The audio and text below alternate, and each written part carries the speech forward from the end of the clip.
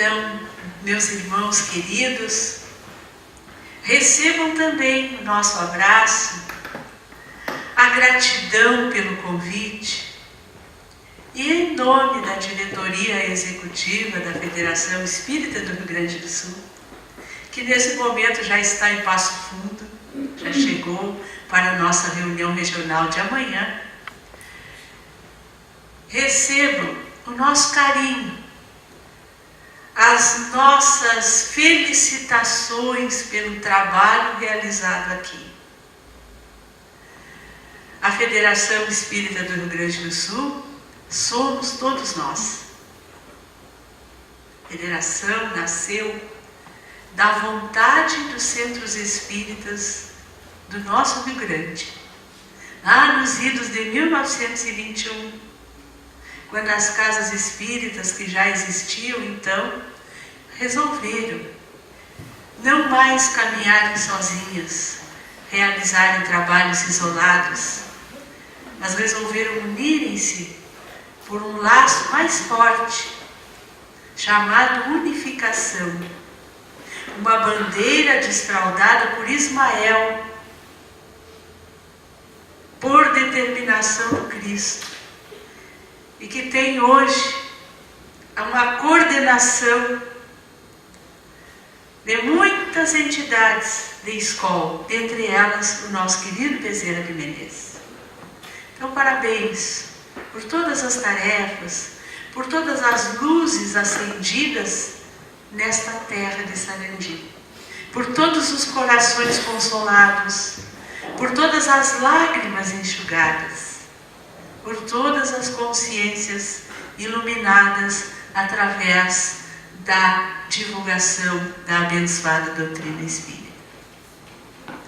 Para iniciarmos esta nossa conversa, vamos convidá-los a fazer uma rápida viagem conosco.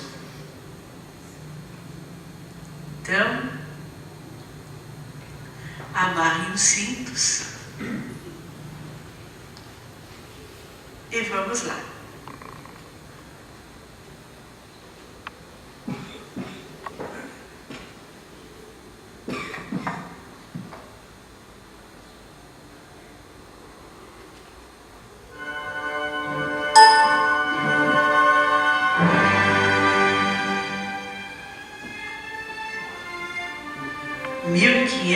Anos-luz,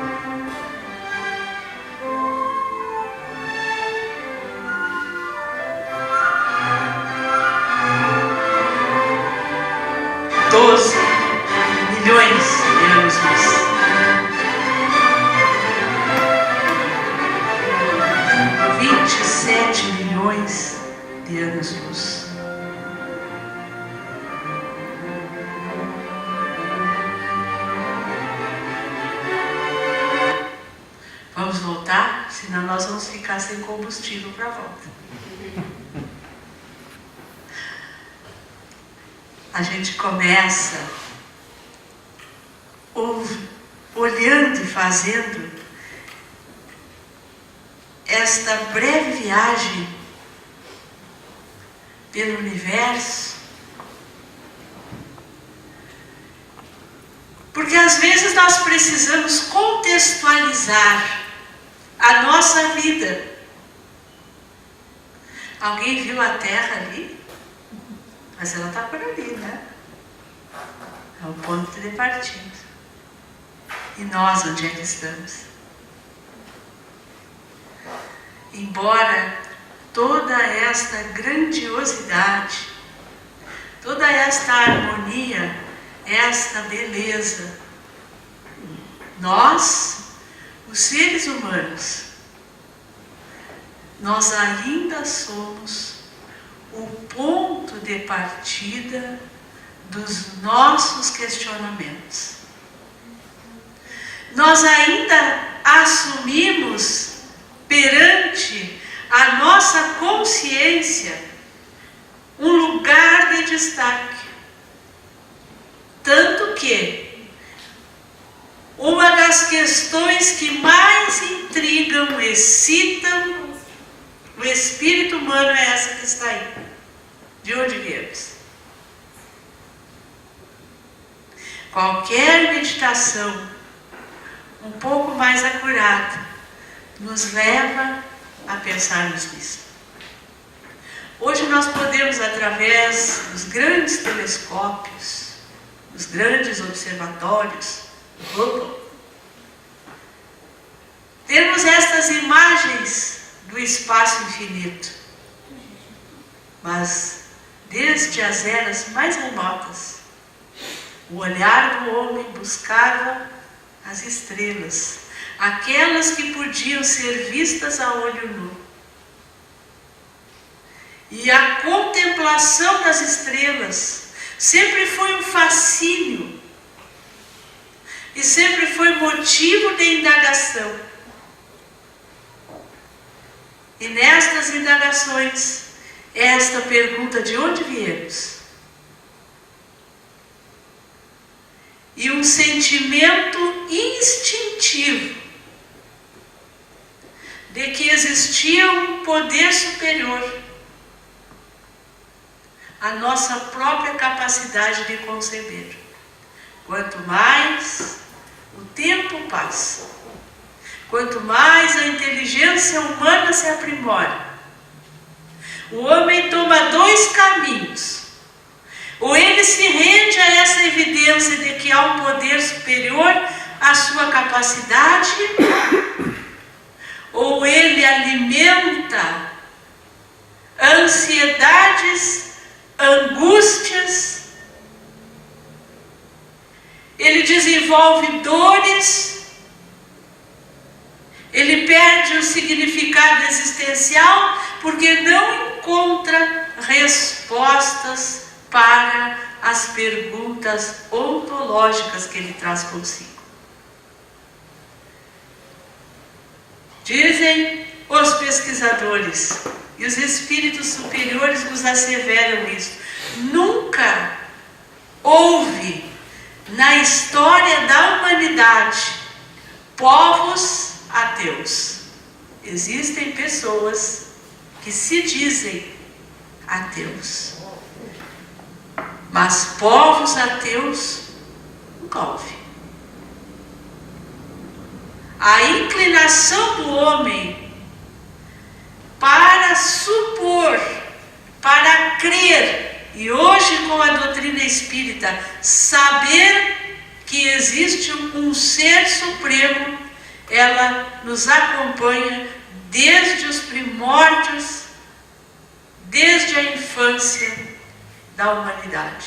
E quando nós observamos estas imagens do universo, quando nós paramos para pensar o que segura esses mundos no infinito, o que estabelece essas rotas dos cometas, dos asteroides, O que mantém a órbita dos planetas, dos satélites, das estrelas, nesta imensidão que, por não perceber, nós chamamos de infinito. Então, é essa harmonia do universo. Ela é o testemunho vivo de uma sabedoria, de uma prudência, de uma previdência que supera todas as faculdades humanas. Nem querendo o homem consegue brincar de Deus. Porque a nossa capacidade de prever, a nossa capacidade de construir, ela tem limites. Agora, quando nós olhamos esta harmonia que equilibra o universo, mais uma vez dizemos, ou nos rendemos à presença desta potência superior, desta causa primeira, desta inteligência suprema, como afiança os Espíritos na questão número 1 de O Livro dos Espíritos, ou efetivamente as nossas dores, as nossas angústias, o nosso significado existencial, ele começa a se perder. E desde muito tempo, a misericórdia divina vem nos trazendo indícios, conhecimento, para que nós possamos percorrer este caminho de percebermos esta existência e de fortalecermos a ideia de Deus em nossas vidas. Há 3.800 anos, do povo de Israel, surge uma figura que não é mitológica, ela é real. Moisés, o homem que, criado pela princesa egípcia, retirou seu povo do cativeiro, o conduzindo por uma peregrinação de 40 anos pelo deserto do Sinai. E este homem que sobe ao monte Sinai recebe as tábuas da lei. Que lei é esta? É esta lei que rege a nossa casa, a casa do Pai, o universo, a única lei que é capaz de manter a harmonia universal. É a única lei que rege todos os seres vivos e os seres inanimados, as grandes massas que compõem as estrelas e os planetas, e que rege as nossas vidas, o nosso relacionamento. Esta é a lei divina, a lei natural. Então, pela vez primeira anunciada à humanidade, ela vem através dos 10 mandamentos, que nós vamos encontrar no Antigo Testamento, no livro do Êxodo, quando Moisés o recebe, mediunicamente. E ali já estava caminhos para que os homens saíssem da idolatria e da submissão às divindades pagãs. Aquela época do povo cativo no Egito. Esse povo cativo por muitos anos no Egito trazia do convívio com os egípcios a idolatria, a submissão a vários deuses. E ali, naquele momento, a humanidade precisava dar mais um passo. E este passo era reconhecer um único Deus.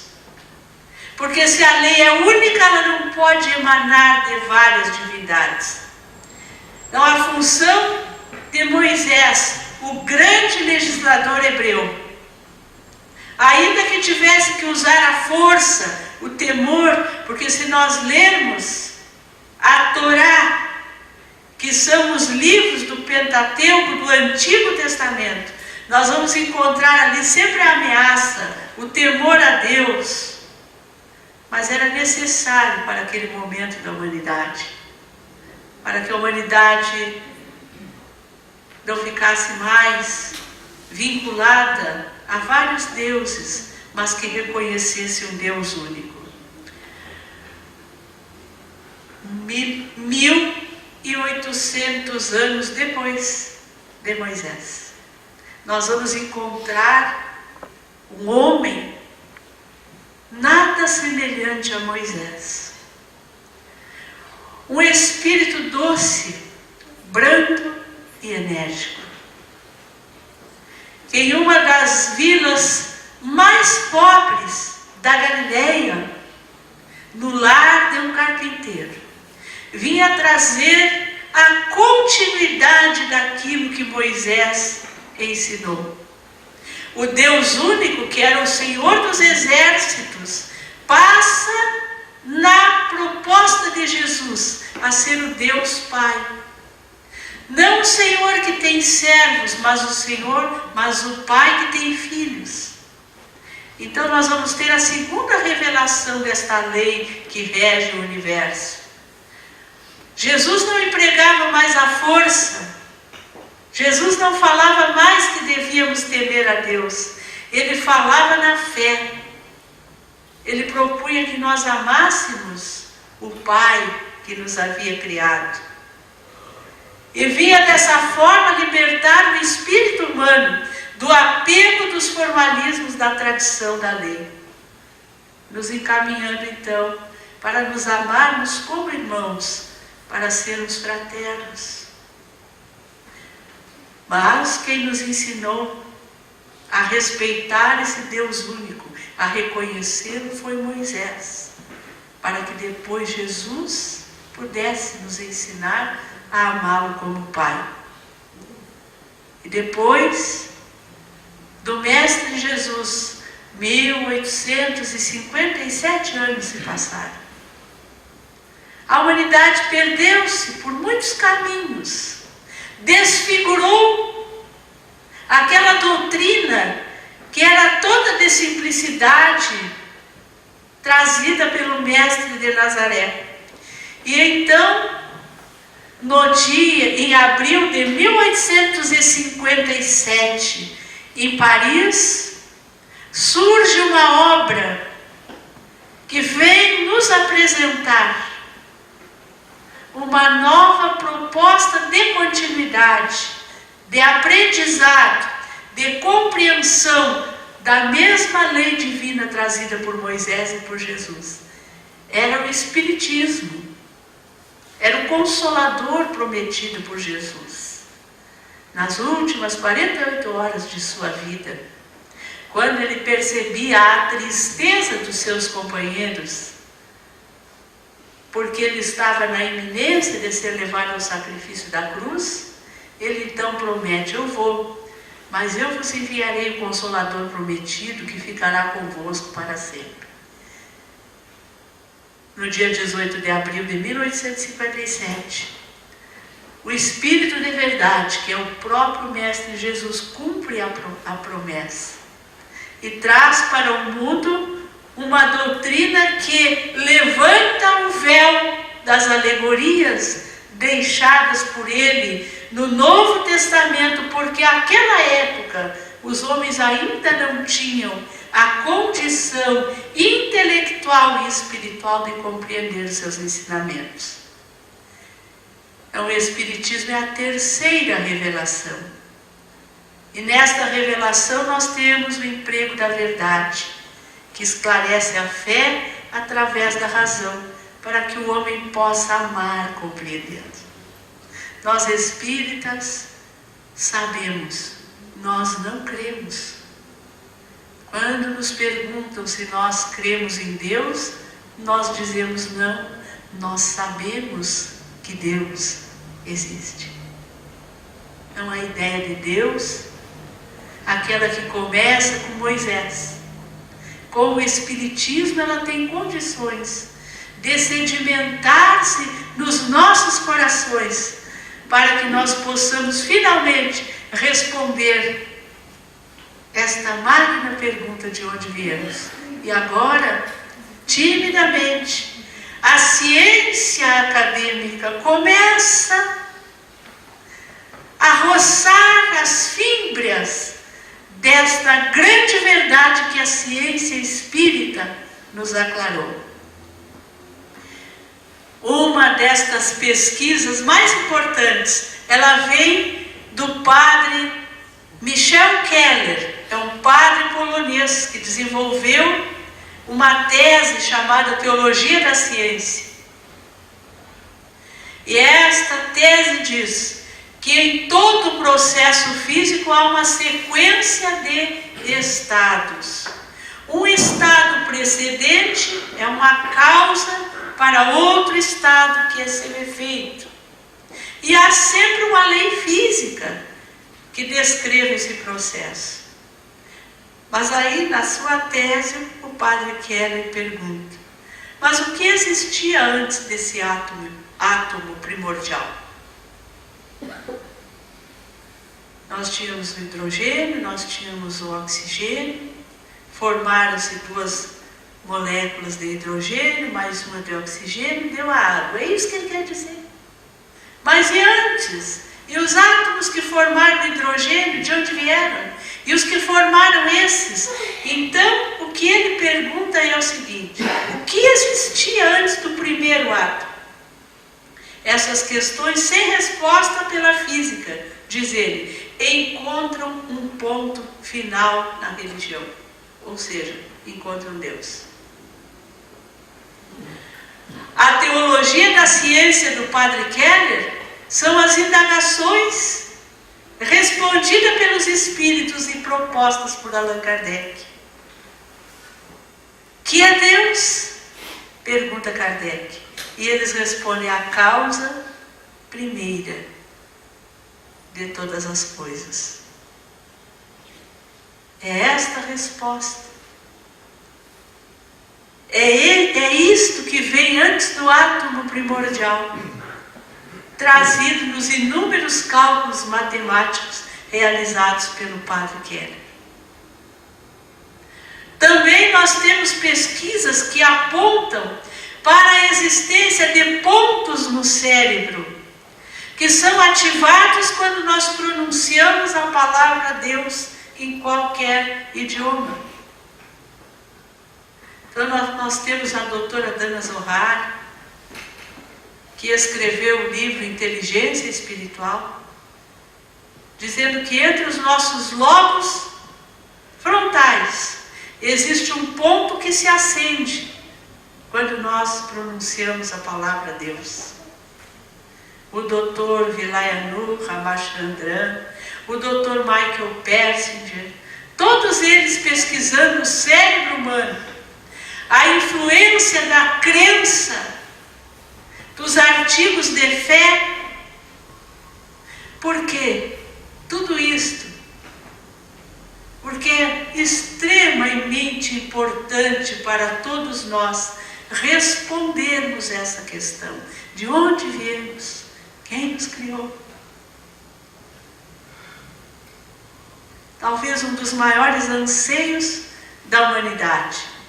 Também outra pesquisa que foi revelada pela revista de Neurociência é que os cristãos, ao julgar-se a si próprios, ou seja, qualquer julgamento que aquela pessoa que tem uma crença nos ensinamentos do Cristo faz de si mesmo, eles empregam regiões cerebrais diferentes das pessoas não religiosas. Isso significa que o nosso crivo moral, o nosso senso ético, quando nós temos por bandeira das nossas existências os ensinamentos de Jesus, isto tem efeitos no nosso cérebro que aqueles que não são religiosos desenvolvem. Então, tudo são questões que a ciência vai tentando pesquisar para nos dizer aquilo que a ciência espírita há mais de 150 anos já nos trouxe. Mas todos nós, espíritos imortais, ainda somos aquelas crianças que Jesus recomendou aos seus discípulos que deixassem ir até Ele sem as impedir. Então, meus queridos amigos, se nós começamos a perceber de onde viemos, começamos a ter essa ideia de quem nos criou, do contexto magnífico onde estamos inseridos. Mas há uma outra pergunta que também nos aflige bastante: quem somos nós? Quem sou eu? Quando nos indagam isto, principalmente quando se faz algumas dinâmicas de grupo, nós somos normalmente compelidos a dizer o nosso nome, onde nós nascemos, qual a nossa profissão, se nós somos casados, se somos solteiros, se somos separados. São questões que nos identificam nesta vida atual. Mas será que nós somos só isto verdadeiramente?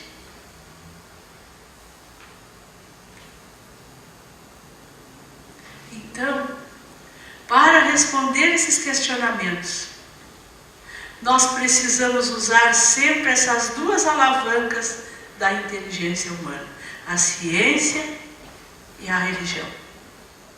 A ciência, sem o auxílio da religião, ela é extremamente limitada. Ela não avança a determinados terrenos que efetivamente não é o seu terreno. Quando nós lemos a teoria da teologia, da ciência, do Padre Keller, ainda que ele seja um religioso, nós vamos perceber que o Padre Keller para em uma pergunta, porque ele está no terreno científico. O que há depois do átomo primordial? Aí ele diz: a resposta tem que ser da religião. Porque os princípios, as premissas, as formas de conclusão são diferentes. E é por esta razão que o Espiritismo tem esse valor no contexto da caminhada da humanidade. Porque a única proposta que conseguiu aliar a ciência e a religião. E Allan Kardec deixou isso muito claro. Se algum dia alguma pesquisa científica vier dizer que algum princípio da doutrina espírita está equivocado, ela mudará. Mas já se passaram 150 anos e até hoje a ciência acadêmica ainda se debate muito longe das verdades que a ciência espírita já nos trouxe. Então a ciência e a religião, elas precisam caminhar juntas, porque elas têm o mesmo princípio, que é Deus. A lei divina, ela se compõe das leis naturais, que regulam os fenômenos físicos, que estão no domínio da ciência, e as leis morais, que regulam os fenômenos espirituais, e que estão no domínio da religião. Mas todas elas nascem, todas elas têm o mesmo princípio. E por isso, a ciência e a religião jamais podem ser antagônicas. Einstein dizia que muita ciência aproxima o homem de Deus. O que afasta o homem de Deus é pouca ciência. Então, quem somos? O Espiritismo nos diz: nós somos criaturas de uma tríplice constituição. O homem encarnado tem um corpo físico, tem um corpo sutil, quintessenciado, fluídico, intermediário, que liga o corpo físico ao espírito imortal, e que na ciência espírita chama-se perispírito. E nós somos um espírito imortal, com 2 corpos quando encarnados. Perispírito, que é o corpo sutil, e o corpo físico, que é esse corpo material. Quando desencarnamos, este corpo físico decompõe-se, volta à natureza. O corpo perispiritual torna-se a veste do espírito imortal. Então, quando nós dizemos que vimos um espírito, nós vimos o corpo perispiritual deste espírito. Então, quando encarnados, nós temos esse elo de ligação entre o corpo físico e o espírito, que é o perispírito. E é neste perispírito que arquivam-se todas as nossas experiências, boas ou negativas. Quando nós temos vícios,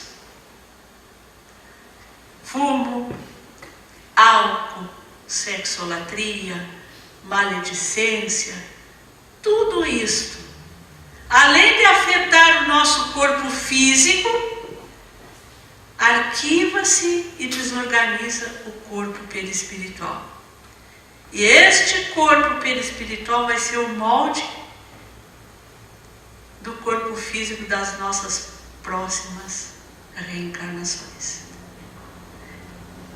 Então nós somos isso, um ser trino.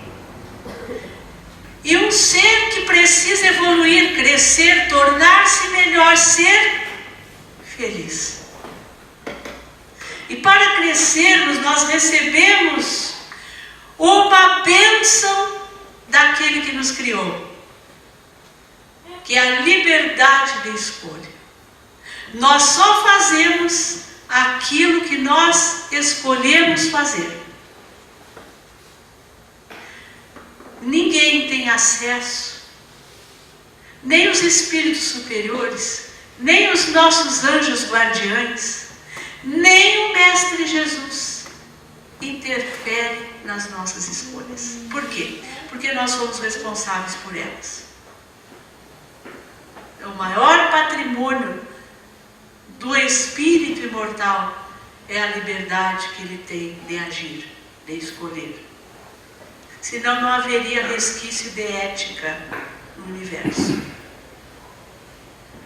E as nossas escolhas sucessivas, elas vão compondo algo que é o nosso comportamento.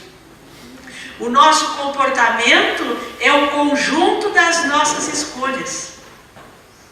Então, se eu tenho um comportamento rebelde, é porque sistematicamente eu escolho me rebelar contra as coisas. Se eu tenho um comportamento sereno, é porque sistematicamente eu tenho escolhido a serenidade. Se eu tenho um comportamento agressivo, é porque eu escolho agir de forma agressiva. Então, as escolhas compõem aquilo que nós conhecemos como comportamento humano. E o nosso comportamento, ele vai moldando o nosso perfil, a nossa forma de ser. Então, a individualidade que nós somos, que é o conjunto de todas as nossas vidas sucessivas, ela é integrada pelos nossos comportamentos. Mas e como é que eu posso mudar um comportamento? Eu posso mudar um comportamento trabalhando a minha personalidade. Porque a individualidade é o conjunto das minhas existências. A minha personalidade é essa pontinha da individualidade que aparece hoje na vida que eu estou vivendo. Esta reencarnação é aquilo que se chama personalidade do espírito. É o momento que eu estou vivendo. São as questões que eu estou trabalhando. É como se fosse a ponta do iceberg, que fica um pouquinho acima d'água e fica muitas vezes mais para baixo d'água. Então o iceberg todo é a individualidade, a personalidade que fica para fora d'água. Então nós temos na nossa personalidade os reflexos da individualidade. Isso a gente vê desde pequenina na criança. Aquele que é mais dócil, que divide os brinquedinhos, ainda que esteja na fase do eu. Aquele que não suporta ser contrariado, que ele faz o escarcéu, se joga no chão, quebra tudo. Isso são indícios de uma individualidade que precisa ser trabalhada no terreno da personalidade. Então, quando nós dizemos, eu sou assim, estou enunciando uma verdade, eu sou mesmo. A minha individualidade é essa. Não vou mudar. Eu estou dizendo que a personalidade que eu assumi nesta vida não está me adiantando muito, porque eu não estou trabalhando para mudar, para me transformar, para assumir um comportamento que seja mais benéfico à minha trajetória. Então, a grande questão da nossa personalidade, como diz Joana de Ângeles, no livro Autoconhecimento, é nos identificarmos com as coisas que não nos fazem bem. Então nós temos um processo de identificação, muitas vezes, com questões doentias, com vícios, com atitudes que nos machucam, que nos magoam, que nos deixam mal, mas que nós achamos que tem que ser assim mesmo. E muitas vezes nós vamos fortalecendo estes aspectos da nossa vida que nos fazem sofrer, que criam conflitos, que nos afastam dos outros, porque nós estamos nos identificando com coisas que não são parte integrante do espírito imortal, que são consequência das nossas escolhas equivocadas, dos nossos comportamentos cristalizados, e que, se nos fazem mal, precisam ser substituídas por outras posturas. Então nós precisamos fazer o processo de desidentificação, ainda que isso doa muito. É fácil pedir desculpas, pedir perdão para as pessoas quando a gente é? Não é. Por quê? Porque nós somos identificados com orgulho. Se nós fizéssemos esforço para nos identificarmos com algumas ações de humildade, talvez fosse mais fácil. Então, quem somos nós? Muitas vezes estamos sendo as escolhas equivocadas que fizemos, os comportamentos nocivos que agregamos, as personalidades doentias que estamos nutrindo. E esquecemos que o espírito imortal tem uma destinação que é fatal. Queiramos ou não, um dia nós chegaremos à perfeição. Agora, a velocidade disso está agregada ao nosso tesouro maior, que é o livre-arbítrio. Então, diz André Luiz, felicidade é o fruto que se colhe da felicidade que se semeia. A nossa escolha precisa ser sempre para semear felicidade. Porque não se colhe uvas em espinheiros, disse Jesus. E se nós não semeamos felicidade, não vamos colher. vamos colher espinhos. Se semeamos ventos, como diz o velho adágio popular, colheremos tempestades, né? Então, diante disso, somos filhos de Deus. Somos um espírito imortal, lutando para modificarmos o nosso panorama. Aonde vamos? Essa é outra questão que também nos aflige, porque às vezes parece que estamos meio perdidos. Em um mundo consumista, materialista, onde nós recebemos apelos de todo lado. Como que nós vamos selecionar aquilo que nos serve e o que não nos serve? Ora, nós já dissemos que há uma lei que regula o universo, que é a lei que governa a casa do Pai. Então nós temos que passar tudo pela peneira da lei. Mas e como que eu faço para conhecer a lei? A lei está gravada na consciência. Todos nós, quando queremos, sabemos o que é certo e o que é errado. O que acontece é que ao nos identificarmos com o erro, nós passamos a adoecer a nossa capacidade de escolha. E vamos nos anestesiando. Sabe quando a gente está com uma doença, que a gente sabe que nós precisamos fazer uma cirurgia e estipar a causa.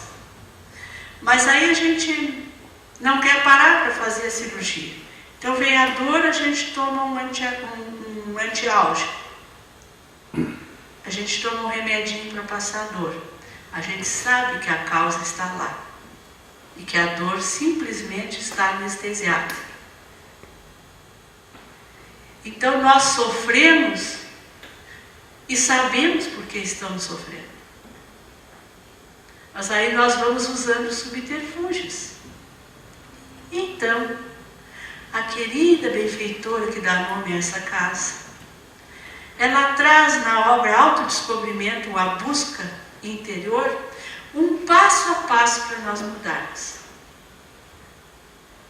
Mudarmos à medida em que vamos adquirindo espiritualidade.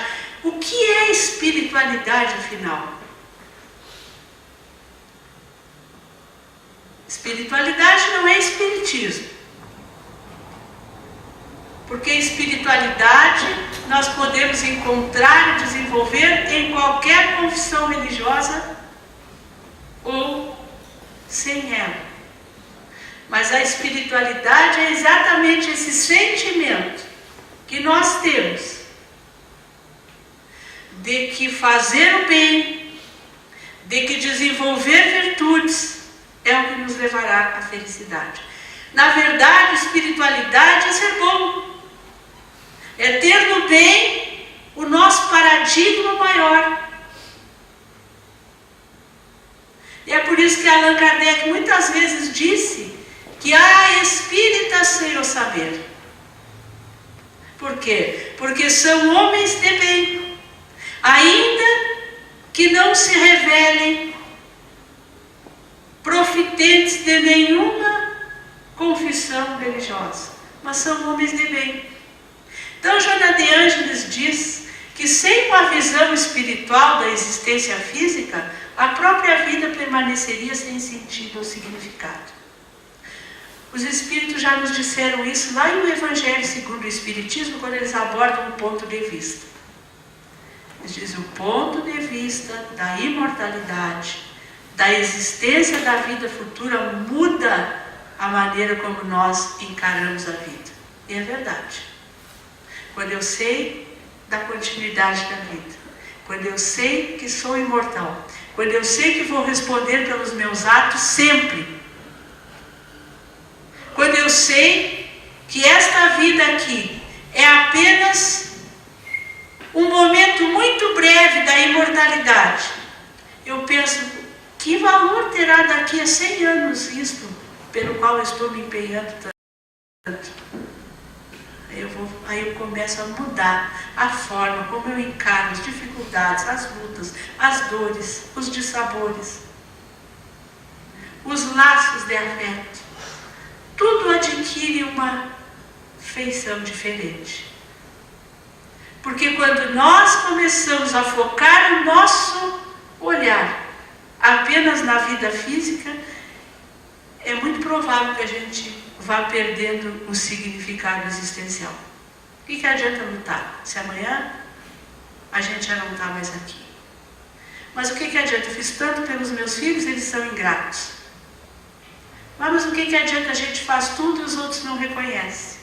Visão reducionista, visão material. Quando eu amplio esta visão, o significado existencial também se amplia. E Freud diz que o homem suporta todas as perdas, menos a perda do sentido existencial. Talvez seja por isso que na Folha de São Paulo, de anteontem, dia 13, mais uma vez, nós fomos ler a estarrecedora cifra do índice de suicídios no mundo. Perda de significado existencial. Outra questão que Joana de Ângeles nos traz: ser ou não ser, eis a questão. Então ela diz que quando nos devotamos a nos conhecer, nós vamos identificando os limites, as dependências, as aspirações verdadeiras, as falsas, os embustes do ego e as imposturas da ilusão. Quantas vezes nós paramos para pensar do que nós somos dependentes? Quantas vezes nós colocamos a nossa possibilidade de ser feliz na mão dos outros? A gente casa para fazer o outro feliz. Mas quem é que diz que alguém é capaz de fazer o outro feliz? Ou então eu caso porque eu só sou feliz se ele ou ela me fizer feliz. Lê do engano. Nós nos unimos porque, sendo felizes, seremos capazes de compartilhar felicidade. Mas a felicidade tem que ser minha. Aspirações verdadeiras, aspirações falsas. Tantas coisas que a gente quer. Às vezes o tempo passa e elas não vêm. E a gente vai se dando conta que nós vivemos assim mesmo. E que, se elas acontecem, a gente achava que ia ser feliz. Me lembro de um grande piloto de Fórmula 1 que o Brasil teve. Quando ele saiu tricampeão mundial de Fórmula 1, os repórteres correram e foram entrevistá-lo. O que é que você está sentindo depois dessa conquista? Ele diz: nada diferente do que eu estava sentindo antes dela. O mundo continua o mesmo, minha vida também. Então, estabelecermos o que é falso, o que é verdadeiro para nós, quais são os valores que efetivamente nos felicitam, é uma necessidade. A reflexão, a meditação, o tempo para nós vai nos trazer. E as desilusões são de uma riqueza incomparável. Ninguém gosta de ouvir esse termo, né? É bom se desiludir. Sabe por quê? Porque quem está desiludido não está mais iludido. Às vezes a gente não se dá conta, né? Que até chegar a desilusão eu vivi iludido. Então o momento da desilusão é muito bom. Exatamente para que a gente abra mão dessas imposturas da ilusão. Então, ser ou não ser, eis a questão, a velha frase de Shakespeare. Ainda é necessário. Não precisa a gente botar a caveira na mão assim, né? Mas nós precisamos mergulhar profundamente dentro de nós e fazermos esta separação do que verdadeiramente sou eu e das coisas que eu fui agregando pelo caminho e que hoje só servem de entulho no quarto dos fundos da minha individualidade, Quem é que tem aquele quartinho bagunçado lá com coisa que não se usa há 10 anos? Pois é, às vezes na nossa intimidade nós estamos assim, com coisas que não servem mais. Então a Joana vai dizer que para nos descobrirmos, para respondermos essa questão, para onde vamos, quem eu sou, quem eu não sou, é preciso primeiro que a gente fique satisfeito com aquilo que a gente é, com aquilo que a gente possui, ou com a forma como a gente se encontra. Mas isso é uma insatisfação dinâmica. Então ela diz, conversar terna e bondosamente com as imperfeições morais, para alterar o curso e traçar uma sequência de procedimentos para a autotransformação. Então ela diz, dispense o elogio, a condenação e a justificação. Ou seja, eu sou uma pessoa extremamente maledicente, eu falo mal de todo mundo, eu tenho a boca grande, o que eu vou fazer? Então eu vou ter que conversar com isto ternamente. Não vou ficar me condenando ou me justificando. Mas eu falo mesmo, porque todo mundo fala de mim também. Então, ficar insatisfeito, porque enquanto eu não estou insatisfeito com a minha postura, eu nem reconheço que ela é equivocada. O primeiro passo é nos olharmos e verificarmos as coisas com as quais nós não estamos mais satisfeitos em nós. E aí a gente traça um procedimento, dia a dia, como é que eu vou fazer? Por onde que eu vou começar? Encarar isso de frente. Depois, diz ela, tem que ter um desejo sincero de mudança, porque é preciso coragem. Coragem para enfrentar-se, despir-se e querer realmente modificar-se. Porque às vezes nesse desejo de mudança, existem vítimas que nós fizemos pelo caminho. Às vezes o desejo de mudança exige que a gente vá buscar alguém e se desculpar, despir a máscara diante das pessoas. Isso é doído, mas às vezes é preciso. É doído na hora, mas depois cicatriza. E aí a gente consegue se olhar melhor. E consegue dizer para si mesmo, eu estou verdadeiramente querendo mudar. Com o mesmo ímpeto que às vezes a gente diz para os outros, tu tem que mudar. Que é fácil a gente querer que os outros mudem. O difícil é nós termos um desejo sincero de mudança.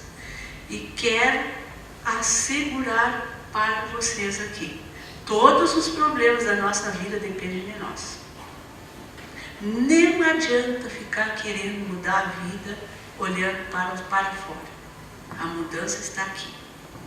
Até porque a gente não consegue mudar os outros. Por mais que a gente ame ou odeie, por mais que a gente ajude ou persiga, nós não mudamos os outros. Então o problema que eu estou vivendo é meu. E o tentame, esse esforço de mudança se coroará de êxito mediante uma reprogramação mental. Vejam a força do nosso pensamento. Eu preciso começar a mudar já no nível dos pensamentos, antes mesmo dos atos se externarem. Eu preciso reprogramar aquilo que eu tenho feito e que tem me feito sofrer, tem me feito infeliz, para que eu possa agir de forma diferente. E persistência. Porque é muito fácil nós começarmos qualquer mudança. Eu, por exemplo, começo dieta todas as segundas-feiras. Às vezes elas não passam nem da terça. Então, na questão moral, nós precisamos renovar a cada dia o nosso propósito e não ceder às tentações da acomodação. E aí, quando nós decidimos mudar, tem uma questão muito séria. Os nossos vícios, os nossos maus hábitos, eles arregimentam parceiros. Parceiros encarnados e parceiros desencarnados. Quem já experimentou alguma vez deixar de ingerir bebida alcoólica sabe disso. Porque a gente vai todo final da tarde, todo final da tarde, para o happy hour, né? Do chique, senão, para o barzinho, conversar, tomar cervejinha, uísque.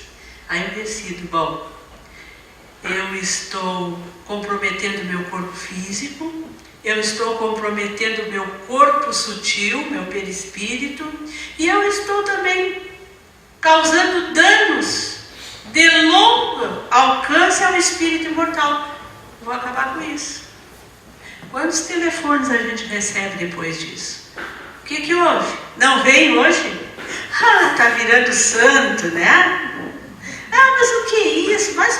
Só um copo, que mal que vai fazer?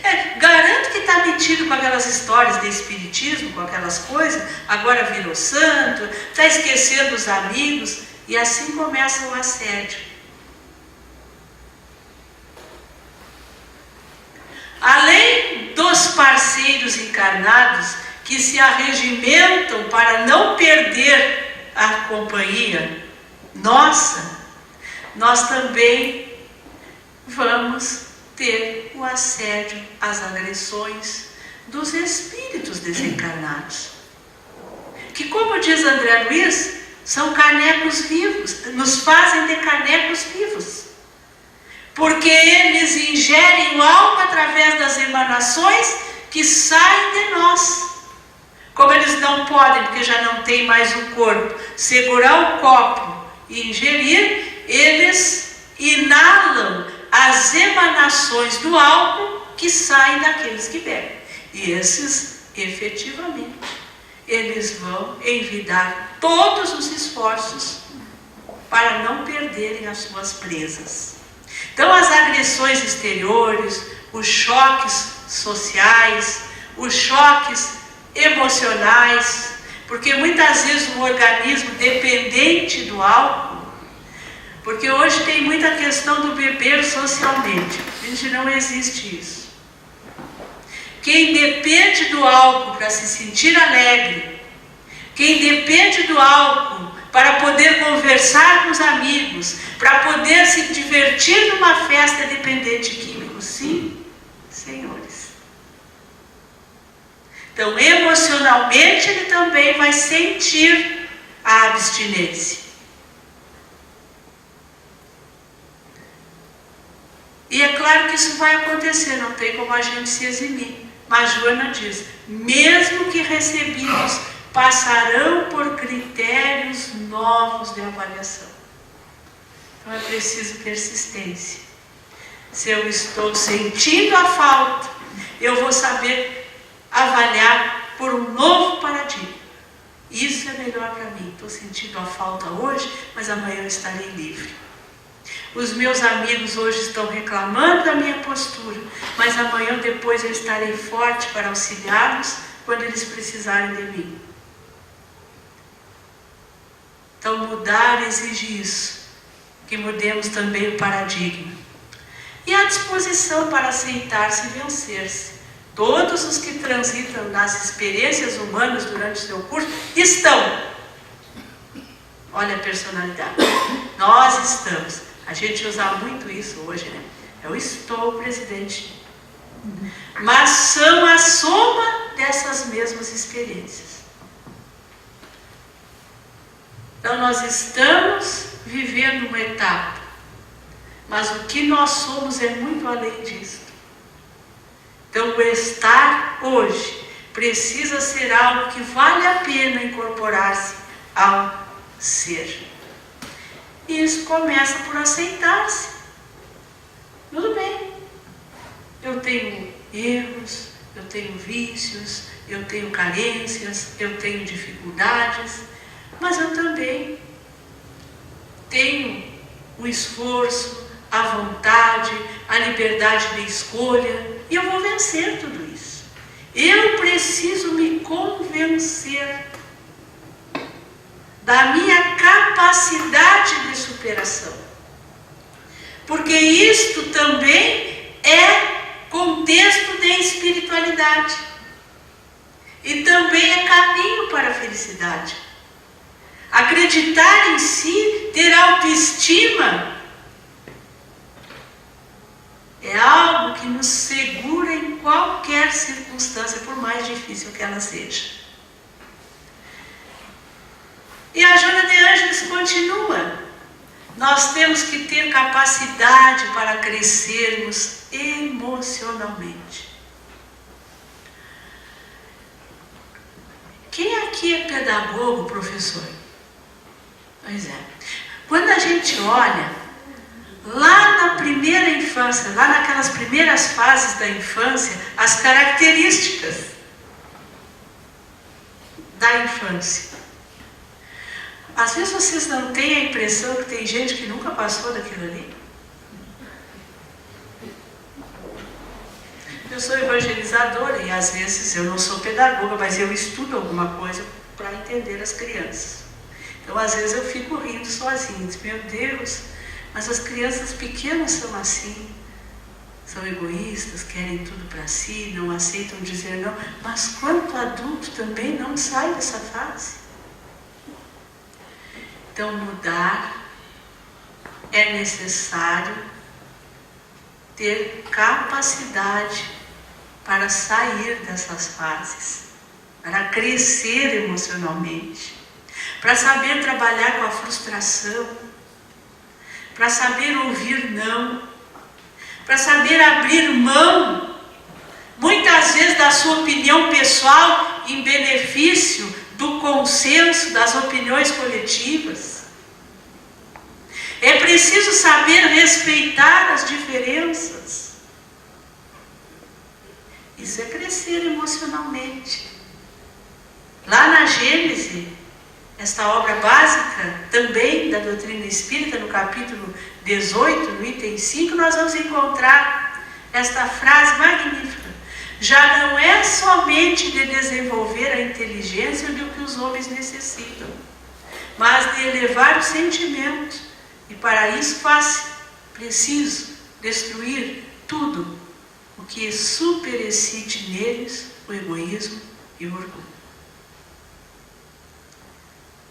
A gente repete várias vezes: orgulho e egoísmo são as grandes chagas da humanidade. Pois é, nós sabemos. Mas a humanidade somos nós. Então essas feridas estão em nós. E nós precisamos aprender a trabalhar com elas. Então, meus amigos, nós precisamos com urgência, neste amanhecer de uma nova era, neste período de transição, nesses instantes em que nós sentimos que a vida está nos cobrando aquilo de que nós temos direito por sermos filhos de Deus, que é a felicidade. Precisamos trabalhar para que esta árvore de dourados pomos, como diz o poeta, que somente está onde nós a colocamos, mas nós nunca a colocamos aonde estamos, nós precisamos aprender a plantar. Desejo que cada dia das nossas vidas seja um caminho de autoconhecimento, um caminho de transformação, de persistência, porque nós merecemos ser felizes. Nós precisamos ser felizes. E nós temos tudo ao nosso alcance. Basta que nos reconheçamos, como espíritos imortais, que necessitamos urgentemente, não só de provermos a nossa subsistência material, mas acima de tudo, lançarmos mão da subsistência espiritual. Nós precisamos beber da água viva, que é o Evangelho de Jesus, a mesma água viva que ele prometeu à mulher samaritana à beira do poço de Jacó, dizendo a ela que se ela bebesse daquela água, ela jamais teria sede. Então, busquemos na mensagem de Jesus, nas obras belíssimas da codificação espírita, nos livros psicografados por Francisco Cândido Xavier, na série psicológica de Joana de Ângeles, a água viva, para que jamais voltemos a ter sede. Que Deus nos abençoe.